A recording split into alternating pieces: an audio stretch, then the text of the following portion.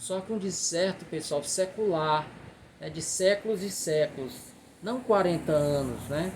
Então há no negro, pessoal, esse elemento de martírio, quase uma missão espiritual, né? A gente vai ver isso, ok? Então esse negritude intuitivo, de que fala o Pires Laranjeira, né? É esse negritude que surge antes do negritude chegar. Se a gente quisesse ser chique, né? Um negritude avant la lettre, né? Antes da palavra existir, né? Então ela é porque, pessoal, ela se antecipa aos outros colegas na escrita do negritude, porque ela leu autores estrangeiros, né? Em espanhol, em francês, em inglês. Por isso ela apanha antes. Então, ao contrário do negritude do Agostinho Neto, ela estabelece uma ponte aos irmãos brancos. Essa expressão ela usa, irmãos brancos. Quer dizer, ao contrário do Agostinho Neto, que não reconhecem, não reconhece pessoas simpáticas à sua causa nas alas dos brancos, ela não. Ela acha que a luta contra o preconceito é uma luta da humanidade, não apenas daqueles que são oprimidos. Então eu coloquei algumas questões, pessoal, isso aí está no texto que vocês já leram. O texto que eu mandei para vocês, né? É o texto, aí não tem o número do texto. Bom, mas está lá, né? Então o texto chamado Voz, Origem, Corpo e Narração. Ana Mafalda cita não apenas os principais temas da poesia de Noêmia de Souza, como cita poemas que trazem esse tema. Então a prostituição está no poema Moça das Docas. Docas é ali aquela região do Cais do Porto, né? O trabalho forçado nos cais, nas minas, no algodão. Isso é uma poesia neorrealista, pessoal. Que tem de um lado o trabalhador e do outro lado o patrão. Cais, o homem morreu na terra do algodão. A acusação e ameaça ao colono, né? Então são poesias que mostram a opressão do invasor europeu. A exortação à luta, então aquela já está num cenário em que as condições materiais estão se criando. Já foi criado o MPLA, né? A Casa do Estudante do Império já estão começando a definir estratégias de luta. Então, nesse cenário ela já antecipa, né? Essa exortação à luta. Vamos lutar, né? Abrir a porta, companheiros. Companheiro e companheira. Poemas relacionados com a tradição literária moçambicana. Então ela tem esse lindo poema chamado Poema Rui de Noronha, né? Que ela vê como grande mestre. Poemas relacionados com a literatura brasileira, poema Jorge Amado. Poema relacionado com a música negra americana, gente. Esse poema é de uma beleza incrível. A Billie Holiday, cantora. E Deixa Passar o Meu Povo. Deixa Passar o Meu Povo é calcado em cima de uma canção, um blues, né? E aí Deixa Passar o Meu Povo, ela associa a questão do negro, independente de onde ele nasceu, tá, gente? Com os hebreus atravessando o deserto. A mesma palavra que Moisés disse ao faraó, né? Deixa passar o meu povo, let my people go. Então vamos lá, pessoal, se de fato a poesia dela é sem qualidade estética, espontaneísta, né? Se não tem densidade. Olhem esse pequeno poema feito por apenas 5 versos. Teias da Memória. Tá bom? Então vamos ler o poema todo, depois a gente vem discutir. Na baça melancolia do teto, bilros de teia bordam solidão. Enquanto a meigos sussurros de sombra, no brilhante mutismo do espelho, recitam estrofes de poeira. Gente, eu diria que cada palavra aqui foi escolhida a dedo. Nenhuma delas pode sair do canto. Teias da memória, gente. Então, quando você observa uma teia, pessoal, você observa que ela tem mais vazio do que preenchimento. Tá aí a ilustração da teia, né? Então as linhas são finíssimas. Se você concentrasse as linhas e depois concentrasse esses vazios, vocês iam ver o tamanho da quantidade de vazios em relação à teia, minúscula. Então a teia, pessoal, ela é feita mais de vazios do que propriamente de teia. E ele compara isso com a memória. A nossa memória, pessoal, ela lança pontes ao passado, como uma aranha que estende, né, a teia, né, os fios de seda, os fios, né, para a parede. Nós lançamos ao passado, pessoal, do presente para o passado. Esse é o movimento da memória. E o que trazemos, pessoal, é muito pouco, né? O que é que nós fazemos então? Completamos essa imagem que vem com os nossos afetos, com o olhar do presente, com as nossas carências e tudo. A memória é como uma aranha. Ela lança a teia e ela borda em torno da solidão, em torno do esquecimento. Nós mais esquecemos do que lembramos. Em torno do esquecimento nós fazemos a teia que chamamos de memória. E essa imagem é tão impressionante que, se a gente for analisar do ponto de vista biológico, a mente nada mais é, gente, do que pontes químicas, né? Pontes químicas, as chamadas sinapses, né? Se alguém tem Alzheimer, vai perdendo essa capacidade, gente, de produzir essas pontes. Então o cérebro da gente é como uma teia mesmo, né? Uma ponte entre um neurônio e outro, uma ponte química que nós chamamos de sinapses. Na baixa melancolia do teto, ela certamente está deitada e olhando para cima, pessoal. O telhado surge para ela como uma tela de cinema, mas uma tela de cinema em que eu não vejo as coisas. É baço. Imagine alguém que está tomando banho por trás de uma porta, né? Então você vê apenas os traços gerais do corpo da pessoa, né? A não ser que seja transparente. Na baixa melancolia do teto. Então ela empresta, pessoal, para o teto um sentimento que é dela, não do telhado. Melancolia é dela, os olhos dela estão carregados de melancolia quando olham para esse cinema no telhado. Bilros de teia bordam solidão, porque entre esses buracos da teia, pessoal, que só tem vazios, né? Aí, pessoal, é um movimento semelhante ao da saudade. A saudade é trazer o que está ausente para perto. É um movimento, né, que denuncia a minha solidão. Eu não quero que venha para perto de mim. Quem já está perto de mim, é lógico. Enquanto meigos sussurros de sombra. Se são sussurros, pessoal, palavra que casa com baça, sussurro é um som que não é ininteligível, eu não consigo perceber o que é que ele está falando. Mas ao mesmo tempo, esses sussurros não são amedrontadores, são meigos. Então, pessoal, meigo sussurro de sombra. Sombra é um corpo que não existe. É um não corpo. Sombra é a projeção. É como se fosse um teatro de sombras que ela vê no palco do telhado, pessoal. Meigos sussurros de sombra. Não há som e nem imagem, a não ser sussurro e elementos difusos, sombras vagas, né? Fantasmas, pessoal. São os fantasmas que ela traz naquele momento de solidão. As lembranças, as memórias vão trazendo aqueles que já foram, pessoas queridas. No brilhante mutismo do espelho,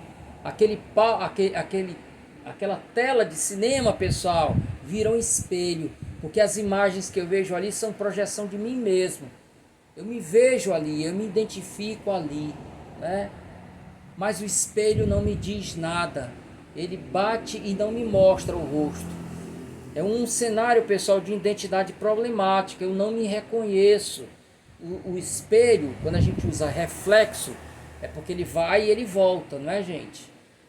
Então o espelho não me diz, não me deixa ver o próprio rosto, né? Aquelas sombras, aqueles sussurros, aquelas imagens difusas, né? Não me dizem quem eu sou, não falam de mim. Então nós temos um cenário de identidade problemática, né? Quem eu sou, minhas origens. Recitam estrofes de poeira, pessoal. De novo eu tenho aquela imagem que está lá no Mia Couto, né? A palavra e a terra. Poeira, pessoal, estrofes de poeira. Há muitas maneiras de interpretar isso. Poeira está ligado a algo degradado, né? Poeira, do abandono, né? As coisas ficam cobertas de poeira. Ao mesmo tempo, o pessoal está associado à terra, né? Então, todo esse jogo aqui não se limita ao indivíduo. Quando eu coloco a palavra terra, eu dou a isso uma dimensão, pessoal.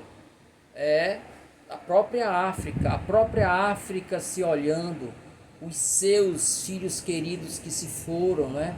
Muitos tombaram na luta pela opressão, muitos tombaram, pessoal, pela truculência do outro. Então é um poema, gente, que a gente pode ir, né? Pode ir discutindo, sempre alguém trazer uma percepção nova, não é? E então eu não aceito que me digam que essa poeta ela é limitada, que é um trabalho sem qualidade estética. Eu não entendo isso, né? A minha dor, está dizendo que é dela, mas vamos ver se é dela mesmo. Dói. A mesmíssima angústia nas almas dos nossos corpos, perto e à distância. Os nossos aí, pessoal, não bate com minha, a não ser que a gente leia, né, do plano poético, né? O nossos e minha. E o preto que gritou é a dor que se não vendeu, nem na hora do sol perdido nos muros da cadeia. Então aqui, pessoal, é uma maneira cifrada de falar daquele instante ali de luta pela independência. E o preto que gritou a dor que se não vendeu tem muito a ver, pessoal, com os que eram torturados para denunciar os seus companheiros de luta, né? E se eles não denunciavam, eles continuavam ali sofrendo, muitos até a morte. Poema Jorge Amado, o cais. O cais é um cais como muitos cais do mundo. As estrelas também são iguais às que se acendem nas noites baianas de mistério e macumba. Isso aqui, pessoal, tem muito a ver com uma imagem que se vendeu na África.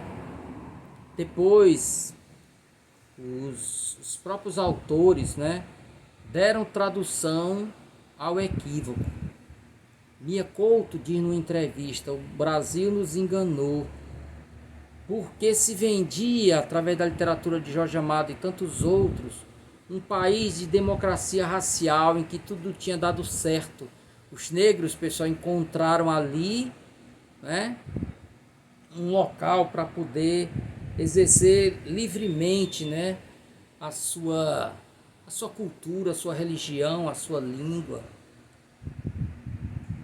Que importa afinal que a gente sejam moçambicanas ou brasileiras, brancas ou negras? Jorge Amado, vem. Aqui nesta povoação africana, o povo é o mesmo também. É irmão do povo marinheiro da Bahia. Ó, sem H, viu, pessoal? Companheiro de Jorge Amado, amigo do povo, da justiça e da liberdade. O Jorge Amado, à época, era comunista, né, gente? Ele foi deputado, inclusive, pelo Partido Comunista. Não sei se pelo PCB ou PCdoB. Depois ele abandonou o marxismo e tal. Então, ele é branco, branco mesmo, né? Vem das famílias dos coronéis antigos, né? Pessoa rica e tudo. Então, o mundo que Jorge Amado pintava, pessoal, era um mundo de fantasia. É só ver como é a Bahia hoje. É só ver como é o carnaval na Bahia. Os negros do lado de fora da corda, trabalhando, empurrando os trios elétricos.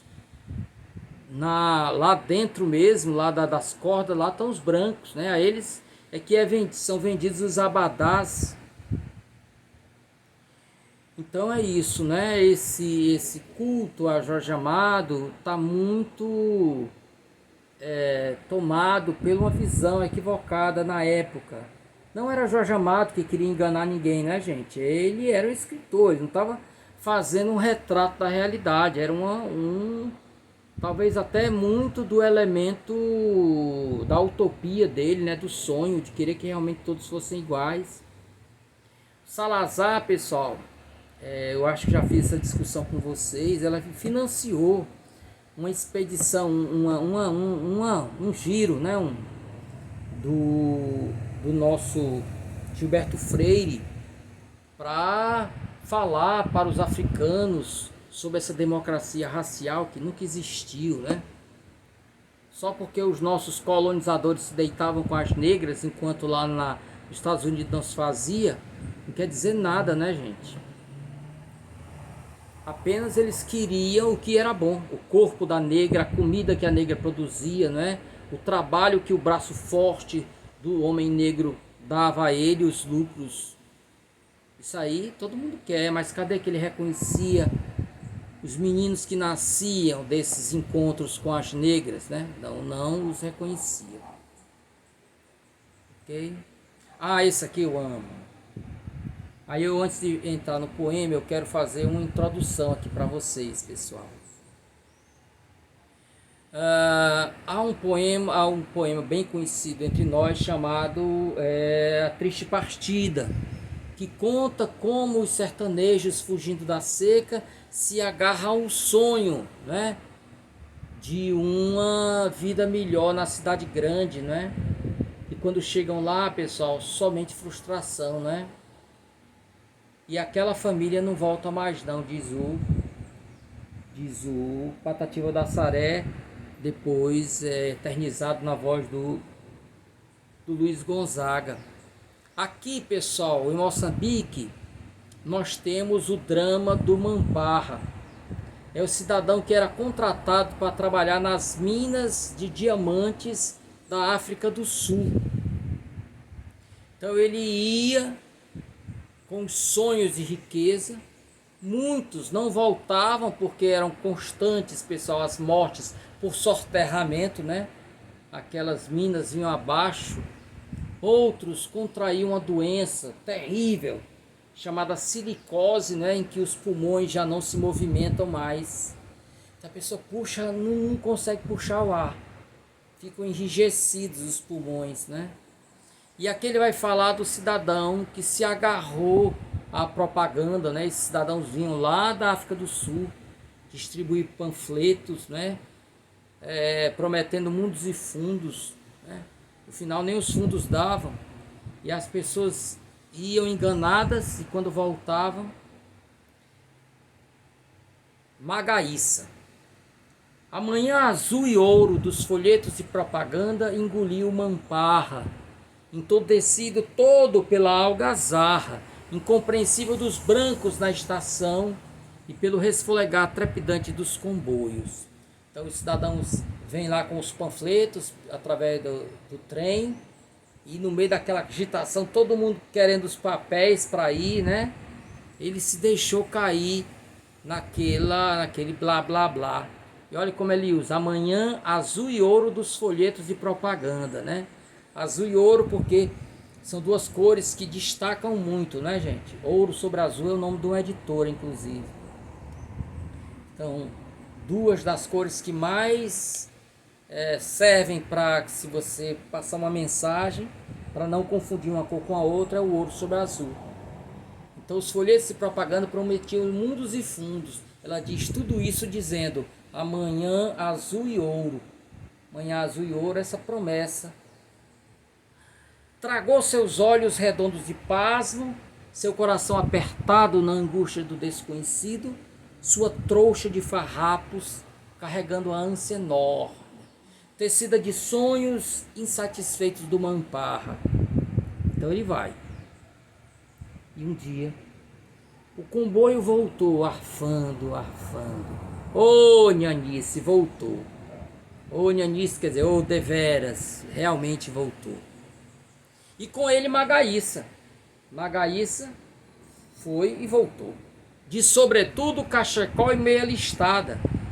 Então ele vinha com a roupa totalmente, pessoal, inapropriada para o ambiente ali. É um ser deslocado, embrulhado em ridículo. As costas... onde te ficou a trouxa de sonhos, Magaíça? Trazes as malas cheias do falso brilho, do resto da falsa civilização do compound do Rand. Isso aqui tudo, pessoal, é tentativa de traduzir em português o inglês, né? Compound é um barracão onde eles ficavam instalados, e o Rand é o local onde ficavam as minas. Palavras em inglês. E na mão, Magaíça atordoado acendeu o candeeiro, a cata das ilusões perdidas, da mocidade e da saúde que ficaram soterradas, lá na mina do Johnny. Johnny é a abreviatura de Joanesburgo, pessoal, que é a capital da África do Sul. Então ele foi e voltou ainda mais pobre do que era. Eu achei interessante, ele acendeu o candeeiro, a cata das ilusões perdidas, né?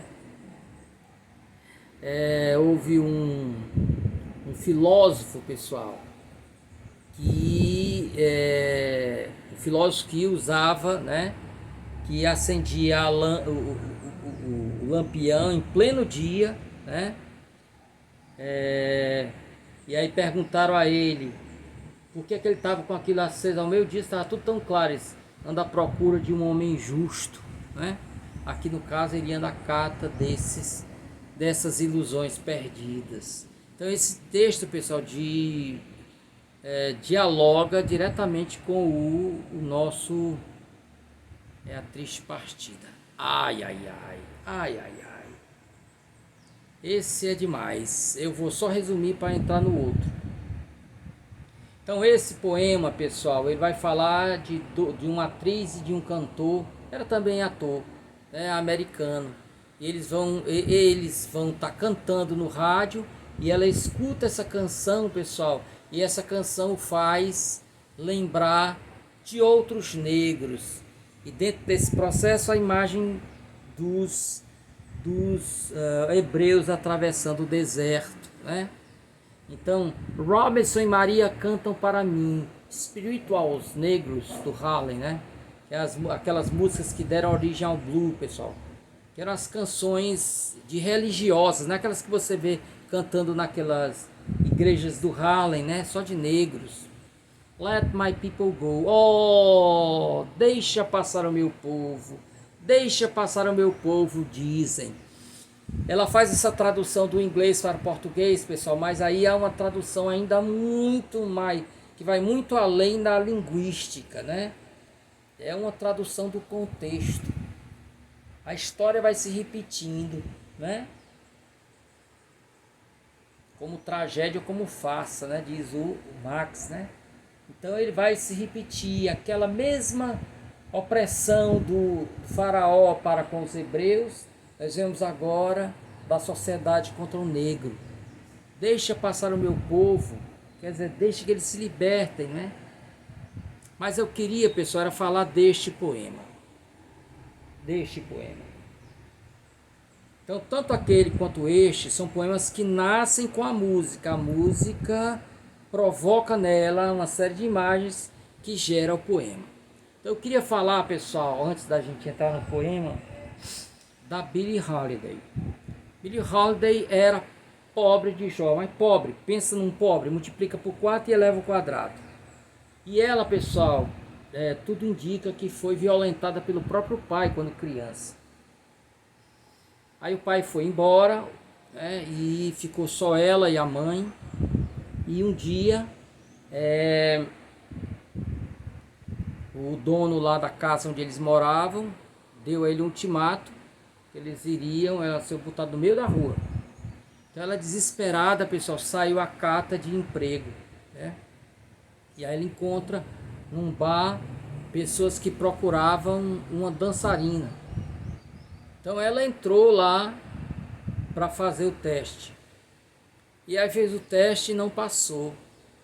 E aí, quando ia triste, alguém teve a ideia de fazer uma pergunta: você sabe cantar? Ela subiu e nunca mais desceu. Tornou-se uma das maiores cantoras de todos os tempos, não é, gente? E ela começa: era de noite, e no quarto, aprisionado em escuridão, apenas o luar entrara sorrateiramente e fora derramar-se no chão. Solidão, solidão, solidão. Então notem aqui, pessoal, o contraste entre a escuridão dos homens, né, e a luz da natureza, né? Só a luz da lua para vencer aquela solidão. E é uma solidão mais profunda, porque não é só a ausência de luz física. É provavelmente a poeta mesmo, né, sentindo um labirinto, né? Essa escuridão é também interna. Então ali ela liga o rádio, pessoal. E então, tua voz, minha irmã americana, veio do ar, do nada, nascida da própria escuridão, estranha, profunda.